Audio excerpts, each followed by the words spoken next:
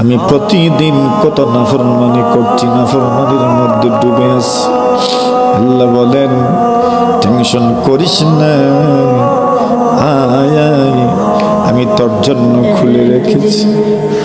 একবার আইসা দেখ, আইসা দেখ, আমি আল্লাহ তোরে ধিক্কার দিয়ে বের করে দিব না, আমি তোরে ধাক্কা দিয়ে বের করে দিব না।